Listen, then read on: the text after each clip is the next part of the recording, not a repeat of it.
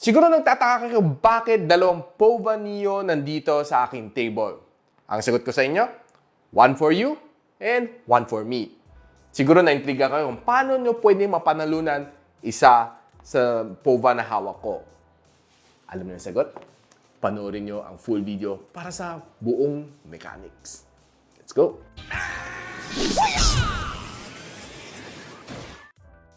So bago sa lahat, ako pala si Richmond ng Gadget, Sidekick, and welcome back to my channel. Gusto natin magpasalamat kay TECNO for sponsoring these two phones. Isa pang review, isa pang bigay sa inyo. And of course, sobrang nila generous. I hope to have more this kind of giveaway soon here in my channel. Alam mo guys, ang bait ni TECNO kasi alam niya kailangan to ng mga everyday heroes tulad mo. Tara, simulan natin ang unboxing.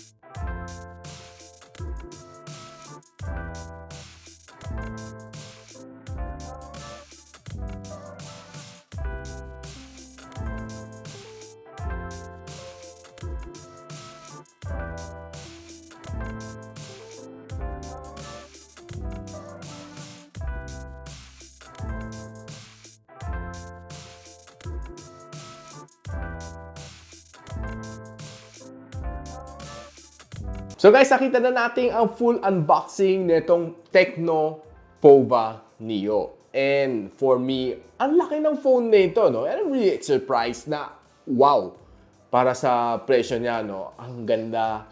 And ang sarap ng feel nito sa aking kamay. So bigyan ko muna sa inyo ang quick specs nitong phone na ito. Ang TECNO POVA Neo, meron siya Helio G25 from MediaTek, 6.82 HD Plus ang kanyang display, Bluetooth 5.0 ready, 4 gigs of RAM, 64 gigs of storage, or 6 gigs of RAM, 128 gigs of storage ang kanyang dalawang variant.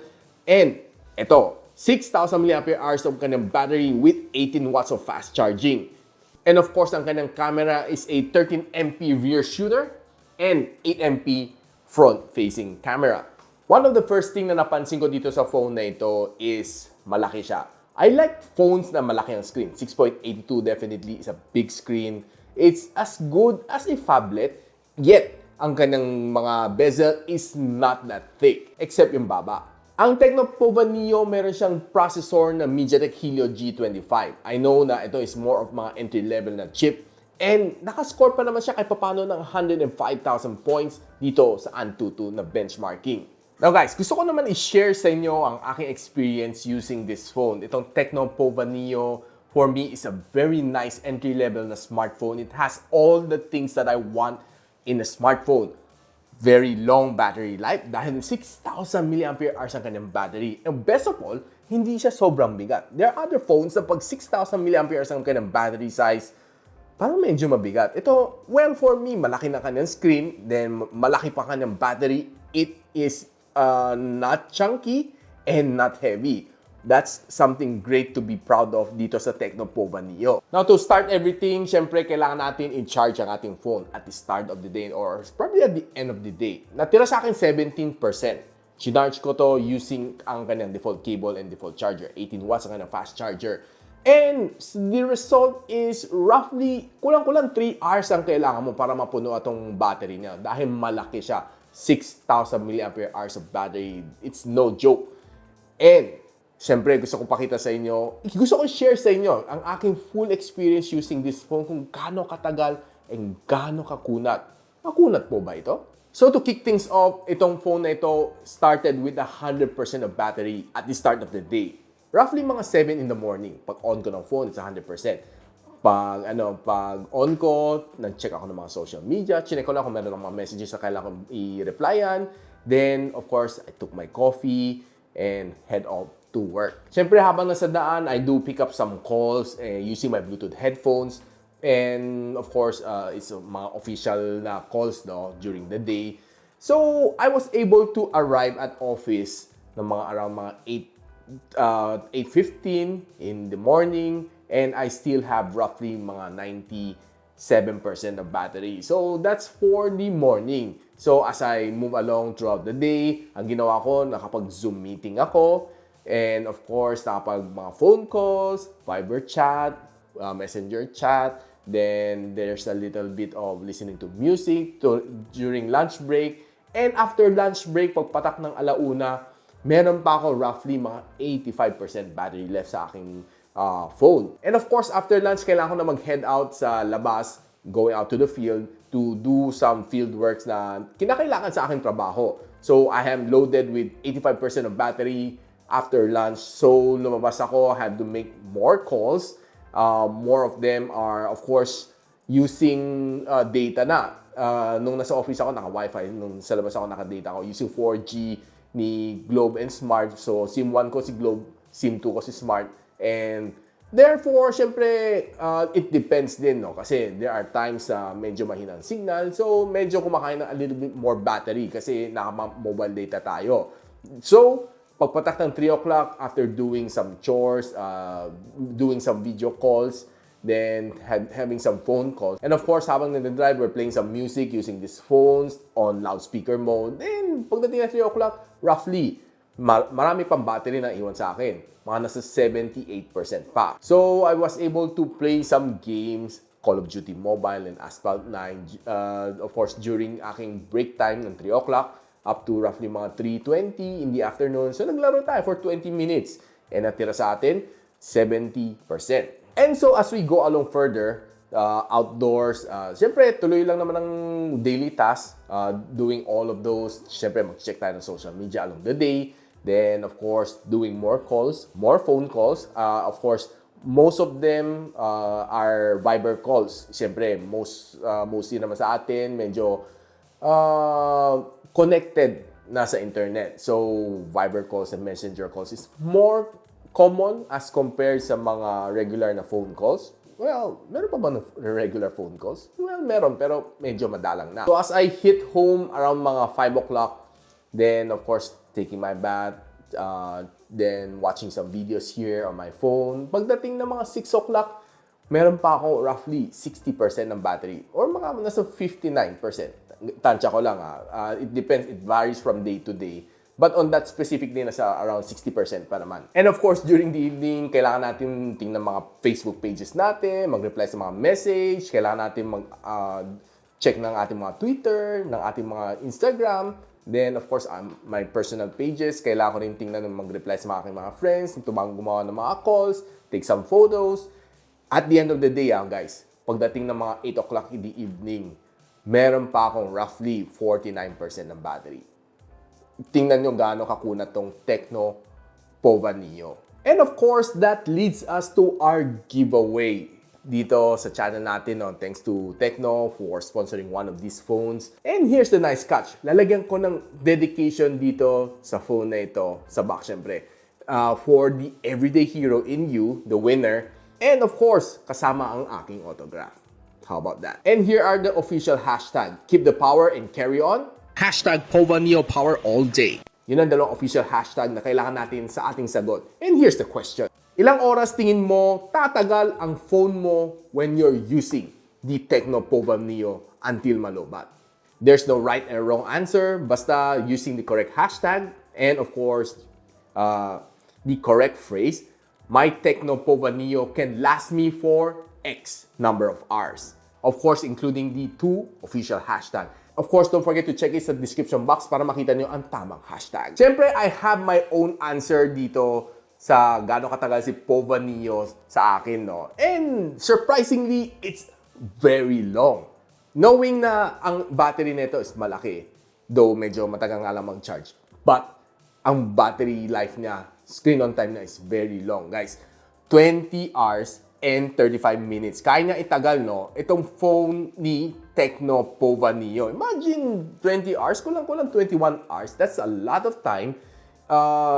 More than siguro, kaya na ito, more than 1 day, siguro 2 days kaya na ito itagal on normal usage. Kasi ako, after a single day, meron pa ako roughly 49%. So imagine going for another 1 whole day, probably may matira pa ako siguro mga 1 to 2% after ng second day, which is not bad for yung regular usage like what I'm doing. Hindi pa ako heavy user. Pag heavier usage ka, like gaming most of the time dito sa phone na ito, probably it might last you a day. And speaking of gaming, since napag-usapan na natin, gusto natin i-try ang paglalaro dito sa TECNO POVA NEO. But before that, since meron pa siyang 3.5mm audio jack, so I got myself one of these MOWI RX3 na dual microphone gaming headset. It's something na gusto ko i-try here on my channel, no? Kasi knowing na gaming, we like to try some devices like this. And guys, yan nyo, medyo maangas din siyang tingnan. Kakaiba lang siya. It's not your ordinary na gaming headset. And medyo mukhang medyo mukhang futuristic, 'di ba? Tingnan na guys. 'Di ba? Kakaiba. It looks nice and gusto natin i-try, no. So, thanks to our friends from Plextone for sending the RX3 for me to try it out. And definitely subukan natin dito sa TECNO POVA NEO. So, all I need to do is simply just plug it here, clip, and we're good to go. So by the way guys, meron nga palang ET engine itong si TECNO POVA NEO, giving you a better boost when it comes to gaming. Siyempre, pag turn on natin yung game, automatic na si game space dito sa TECNO POVA NEO. So we played Call of Duty Mobile together with this RX3. And the gameplay for me, since naka-boosted naman siya, okay naman siya, I wasn't able to set it to the max settings kasi alam ko medyo mahirapan tong phone. So nilagay ko lang siya sa medium settings. Yes, time to time may nafe-feel ako mga frame drops, may kunting lags. Honestly, hindi natin talaga may iwasan on entry level na budget gaming. But it was smooth since okay naman ang kanyang touch sa screen, responsive naman siya, wala man naging problema. But there are times talaga mafe-feel mo talagang frame drops. Probably the best option is to further lower yung settings ng graphics dito sa phone na ito. Now, playing also Asphalt 9, I was also impressed na okay naman kanyang graphics at medium to low settings. And nakapag-breeze through tayo ng game, a couple of games here sa Asphalt 9. And natuwa naman sa screen niya, no? Kasi ang laki, 6.82 inch ang kanyang screen. And definitely, the gameplay is quite immersive. And ito naman si RX3, on the other hand, I can say okay ang kanyang sound. Very nice, halos wala ako narinig sa mga tunog sa labas, no? So, medyo okay. Parang siguro, let's just say, meron siyang noise cancelling dito while you're playing the game. Yung sounds niya is hindi yung sobrang lakas, but yung gameplay niya, yung sumasabay naman siya doon sa gunshot naman nag Call of Duty Mobile.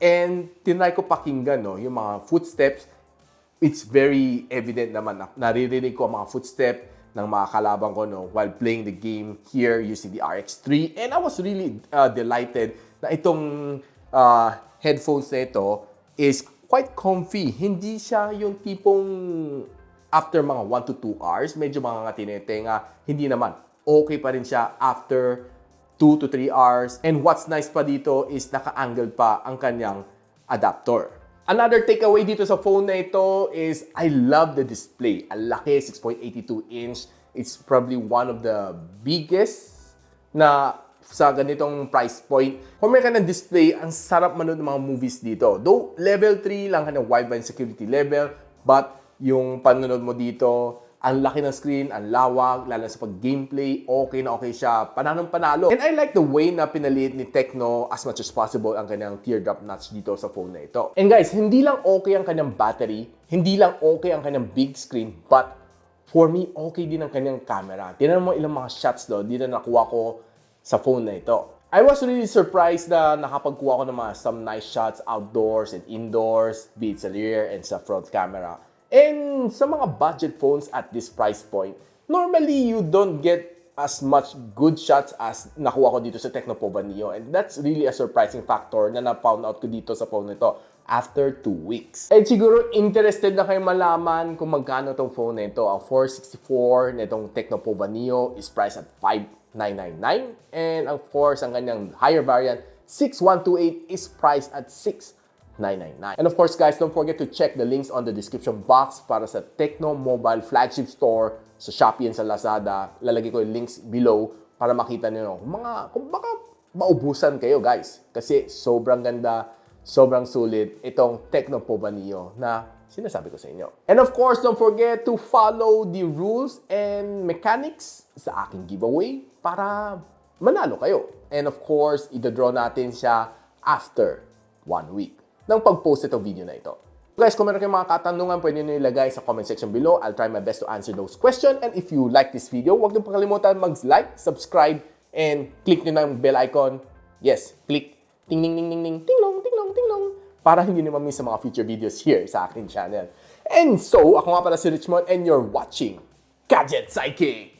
What's up?